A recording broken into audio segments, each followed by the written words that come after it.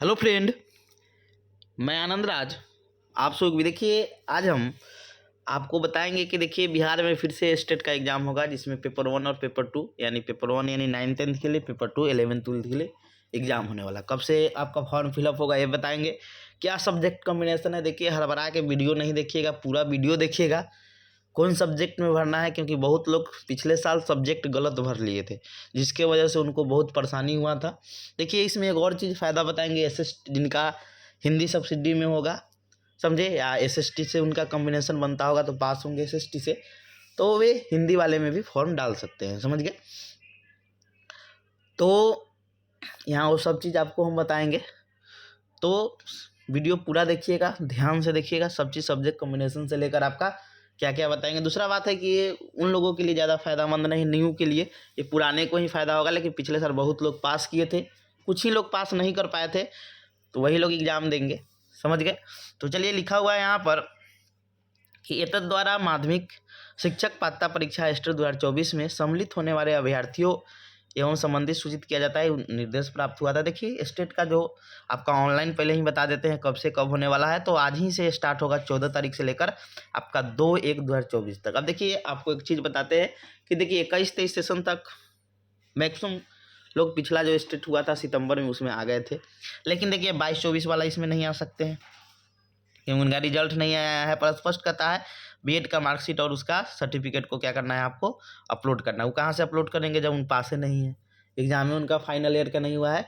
तो सिंपल समझ लीजिए कि अभी एग्ज़ाम भी आपका क्या होगा कि नहीं हो सकता है, समझ गए। इतना जल्दी आपका एग्ज़ाम भी नहीं हो सकता है, 10-15 दिन में कोई भी यूनिवर्सिटी इतना जल्दी नहीं ले सकता। ऐसे भी सब यूनिवर्सिटी में अभी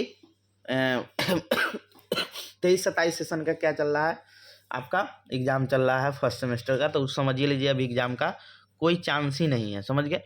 तो ये चीज़ हो गया आपका। दूसरा चीज़ क्या है कि कैसे क्या पैटर्न है, वो चीज़ बात करेंगे। तो चलिए सबसे पहले हम लोग आते हैं। देखिए लिखा हुआ है कि एग्ज़ाम आपका ऑब्जेक्टिव होगा और कंप्यूटर बेस्ड होगा, समझ गए, यानी सीबीटी मोड में एग्ज़ाम होगा, कंप्यूटर पे एग्जाम होगा। और देखिए यहाँ पर लिखा हुआ है कि प्रत्येक अंक के लिए 1 अंक, मतलब प्रत्येक प्रश्न का 1 अंक मिलेगा, सही कीजिएगा तो, और गलत के लिए लिखा है नेगेटिव मार्किंग नहीं है। लेकिन यहाँ आगे पढ़िएगा, उसमें लिखा है कि नॉर्मलाइजेशन होता है। नॉर्मलाइजेशन मतलब होता है कि बहुत सारे शिफ्ट में एक ही सब्जेक्ट का एग्जाम होता है, तो क्वेश्चन के लेवल के अनुसार आप गलत ज़्यादा कीजिएगा तो वो थोड़ा कम हो सकता है, समझे, कम बेस होता है। तो ज़्यादा नेगेटिव नहीं कीजिएगा, एग्जाम में 3-4 क्वेश्चन छोड़ सकते हैं, 5 क्वेश्चन जो आपको थोड़ा भी पता नहीं है, ज़्यादा नहीं, 3-4 छोड़ सकते हैं। अब चलिए कौन कौन सब्जेक्ट का एग्जाम होगा, तो दोनों पेपर का एग्जाम होगा, 9th 10th और 11th 12th दोनों का एग्जाम होगा, समझ गए। अब देखिए यहाँ कौन कौन सब्जेक्ट का आपका एग्जाम होगा, तो देखिए ये सब हिंदी हो गया 9th 10th में, उर्दू, बांग्ला, मैथिली, संस्कृत, अरबी, फारसी, भोजपुरी, अंग्रेजी, गणित, विज्ञान, सामाजिक विज्ञान। और देखिए 3-4 को जो गणित, विज्ञान और सामाजिक विज्ञान है, ये विषय वाले ध्यान दीजिएगा, क्योंकि हम सब्जेक्ट कॉम्बिनेशन आपको बताएंगे, तो उसमें आप ध्यान से सुनिएगा, क्योंकि थोड़ा भी गलती बस खत्म, सब बाजार खत्म हो जाएगा, समझ गए। फिर आपका फिजिकल एजुकेशन का होगा, फिर ललित कला है, संगीत है और नृत्य है। अब देखिए विशेष अध्यापक का भी आया हुआ है। अब हम सब्जेक्ट कॉम्बिनेशन का बात करते हैं, जो सबसे इम्पोर्टेंट है, और इसमें आपको सबसे ज़्यादा क्या है कि ध्यान देना है। देखिए यहाँ पर लिखा हुआ है गणित विषय के कौन लोग फॉर्म, गणित विषय से 9th 10th में कौन लोग फॉर्म डाल सकते हैं, एकदम ध्यान से सुनिए, कि साइबर कैफे वाला के चक्कर में नहीं पड़िएगा, वो सब गलत फॉर्म फिलअप कर दिया था, समझ गया। अब देखिए यहाँ पर लिखा हुआ है गणित में कौन लोग फॉर्म भर सकते हैं, तो देखिए जिसने गणित के साथ, यानी गणित आपका होना चाहिए, या आपका फिजिक्स हो, फिजिक्स, इलेक्ट्रॉनिक्स या कंप्यूटर साइंस, या उसके बाद आपका रसायन विज्ञान या सांख्यिकी में कोई 2 विषय स्नातक स्तर पर पठित हो। यानी कहने का मतलब हो कि जो लोग फिजिक्स ऑनर्स किए होंगे, केमिस्ट्री ऑनर्स किए होंगे, मैथ हो या स्टैटिक्स हो, समझे, लेकिन आपका मैथ होना चाहिए सब्सिडी में, तब आप किस में डालिएगा, तो मैथ में डालिएगा। कोई लोग का अब केमिस्ट्री नर्स है, सब्सिडी में मैथ है, तो लोग मैथ समूह में डालेंगे, समझ गए। किस समूह में डालेंगे, तो मैथ समूह में डालेंगे, समझ गए। तो ये लिखा है स्नातक स्तर पर गणित के साथ भौतिकी, इलेक्ट्रॉनिक्स, कंप्यूटर साइंस, रसायन विज्ञान, सांख्यिकी विषय में से कोई 2 विषय स्नातक स्तर पर क्या होना चाहिए, पठित हो, अथवा इंजीनियरिंग से यानी बीटेक वाले भी 9th 10th में फॉर्म डालेंगे, जिसमें गणित की विशेषता हो। इस क्रम में स्पष्ट किया जाता है कि स्नातक स्तर पर कंप्यूटर साइंस में बीसीए, यानी जो लोग कंप्यूटर साइंस में बीसीए किए होंगे, मैथ वगैरह देख लीजिएगा सब्सिडी में है कि नहीं, बीसीए की योग्यता को भी सम्मिलित माना जाएगा मैथ में, समझ गए। अब देखिए विज्ञान में कौन लोग फॉर्म डाल सकते हैं, देखिए बहुत लोग कल पिछले वर्ष फिजिक्स ऑनर्स थे और डाल दिए थे विज्ञान में, देखिए फिजिक्स वाला तो डाल ही नहीं था। मैथ आपका सब्सिडी या ऑनर्स में है तो आप भूल ही जाइए विज्ञान के पीछे, आप साइंस में गणित में जाइएगा, यानी मैथ में जाइएगा। देखिए विज्ञान में कौन लोग फॉर्म भर सकते हैं, जिसने जूलॉजी से, समझ गए, बोटनी से या केमिस्ट्री से ऑनर्स किए होंगे, लेकिन केमिस्ट्री से ऑनर्स वही लोग विज्ञान में डालेंगे जो सब्सिडी में जूलॉजी बोटनी रखे होंगे।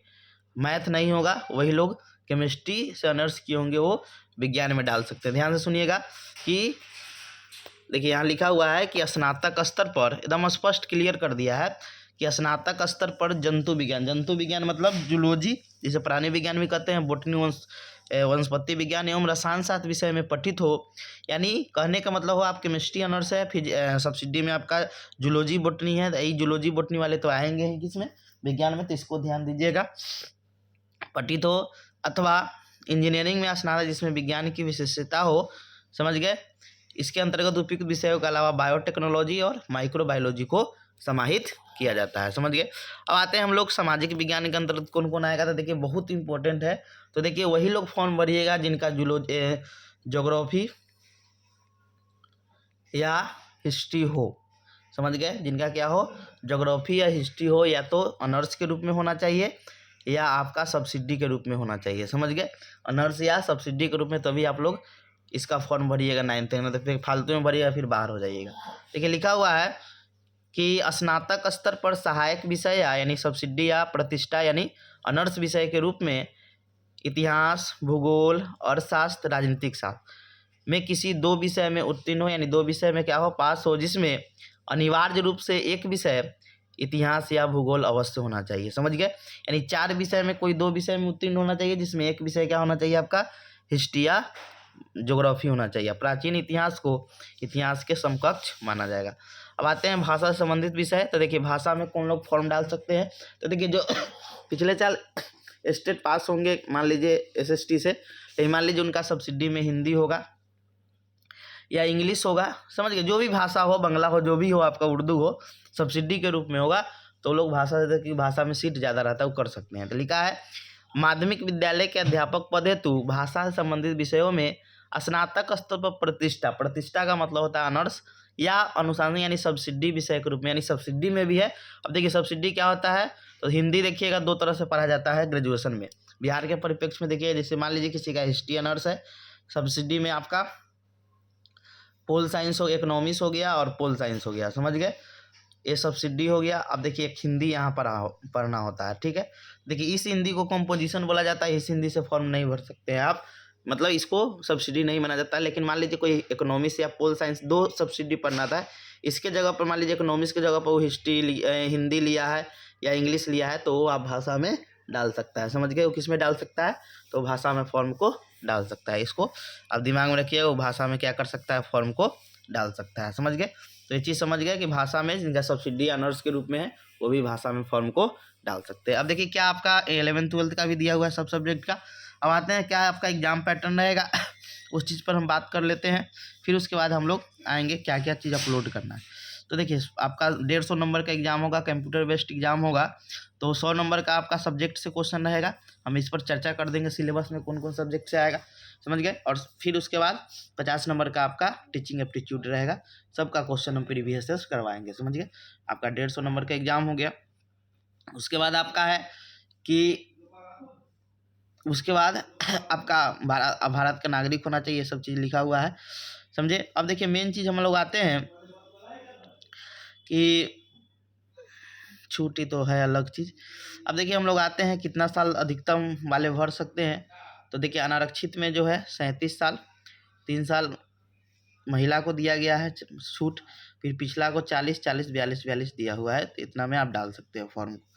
अब देखिए कि जो सेवा में है उनके लिए है, अब पास के लिए उत्तीर्णता कितना चाहिए, अब देखिए सम्मान को लिए 50% यानी 75 नंबर चाहिए, पिछड़ा वर्ग को 45.5% यानी 68 नंबर के करीब में आता है 150, समझे। इसका सारे 62 नंबर के करीब में आता है, 63 के करीब में, बाद बाकी SC ST दिव्यांग और कोई भी महिला हो, उनको कितना चाहिए आपका, तो 60 नंबर चाहिए। समझ गए, उनको कितना चाहिए, तो 60 नंबर। इनको 75 नंबर, जो लोग जनरल में है या EWS में पिछड़ा वर्ग यानी BC और अंत्यत पिछड़ा EBC, तो इनको 68, इनको चाहिए 63 के करीब में। बाद बाकी SC ST दिव्यांग और महिला को कितना नंबर चाहिए, 60 नंबर चाहिए पास करने के लिए। ठीक है। अब देखिए लिखा है प्रमाण पत्र कि माध्यमिक शिक्षक पात्रता पेपर 1 पे उत्तीर्ण सभी अभ्यर्थियों को उत्तीर्णता प्रमाण पत्र निर्गत किया जाएगा, और इसका जो वैधता रहेगा वो जीवन प्रयत्न रहेगा, यानी लाइफ टाइम आपका क्या रहेगा कि एक बार पास कर जाइएगा तो उसकी वैधता क्या होगा, हमेशा हमेशा तक रहेगा। समझ गए। परीक्षा का शुल्क क्या है, तो जो लोग दोनों पेपर भरिएगा जो लोग, तो उनको 1440 लगेगा। समझे, यानी जो लोग इस जनरल में आते होंगे या EWS पिछड़ा अत्यंत पिछड़ा, और जो लोग SC ST दिव्यांग होंगे उनको एक पेपर का 760 रुपया, 1140 रुपया एक पेपर का भरेंगे ये लोग, तो 960 रुपया लगेगा। समझ गए।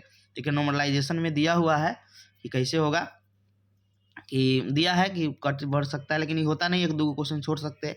देखिए लिखा है कि इतना आयोजित होने पर जिसमें अभ्यर्थी की संख्या अपेक्षा की ज़्यादा होती है का आयोजन एक से अधिक पालियों सीटिंग तिथियों में किया जाता है। ऐसे परीक्षार्थियों में सामान्यतः अलग अलग पालियों में प्रश्न पत्र के अलग अलग कठिनाई स्तर होने का इन परीक्षाओं का परीक्षाफल तैयार करने के पूर्व नॉर्मलाइजेशन की विधि अपनाई जाती है, ताकि किसी विशेष पाली के अभ्यर्थी को कोई लाभ या हानि न हो। अब देखिए कैसे होगा, तो प्रकाशित किया जाएगा, तो यहाँ घट भी जाता है, यहाँ लिखा भी है कि आपका 76 नंबर आया, नॉर्मलाइजेशन के बाद 74.90 हो गया, आप समान श्रेणी में है, तो आप क्या अनुत्तीर्ण हो जाइएगा। समझ गए। लेकिन यहाँ लिखा है यहाँ पे, यद्यपि की परीक्षा में गलत उत्तर हेतु निगेटिव मार्किंग का प्रावधान नहीं है, किंतु नॉर्मलाइजेशन की प्रक्रिया में अपेक्षा के अधिक प्रश्नों में गलत उत्तर दिए जाने स्थिति में नॉर्मलाइजेशन को ऋणात्मक प्रभाव आ सकता है, लेकिन ये नहीं होता है, आप एक दो क्वेश्चन को छोड़ सकते हैं। समझ गए। बाद चलिए, अब प्रवेश की अवधि है, तो होगा 1.5 घंटा का एग्जाम होगा आपका। एग्जाम जो ऑनलाइन होगा वो 14/12/2023 से लेकर आपका 2 जनवरी 2024 तक होगा। समझे। लिंक जनरेट हो जाएगा आज रात से। तो देखिए कैसे कैसे करना है, तो पहले आपको पंजीयन करना है, फॉर्म भरना, लास्ट में भुगतान करना, 3 स्टेप में होगा। समझ गए। उसके बाद आपका है अपलोड फोटो करना है, हस्ताक्षर करना है, ये सब दिया है। कपड़ा काला चश्मा में नहीं होना चाहिए। फिर होना है परीक्षा का भुगतान हो गया। फिर उसके बाद डॉक्यूमेंट में क्या क्या अपलोड करना है, तो मैट्रिक का आपका सर्टिफिकेट और मार्कशीट, फिर इंटर का वही सर्टिफिकेट मार्कशीट, स्नातक का मार्कशीट सर्टिफिकेट, स्नातोत्तर का मार्कशीट एवं सर्टिफिकेट, जो लोग का PG 11th 12th डालेंगे, BEड का प्रमाण पत्र। उसके बाद ये तो छोड़िए, आवासीय प्रमाण पत्र। उसके बाद जाति हो गया SC ST, और क्रीमी लेयर चाहिए BC EBC को। समझ गए। और आरक्षण का दावा करने वाली विवाहित महिलाओं की जाति या जो क्रीमी लेयर रहित प्रमाण पत्र है उनके पिता के नाम और पता से निर्गत होना चाहिए, न कि उनके पति से। ये भी क्लियर हो गया है, इसको भी देख लीजिएगा अच्छा से, नहीं तो फिर गड़बड़ हो जाएगा।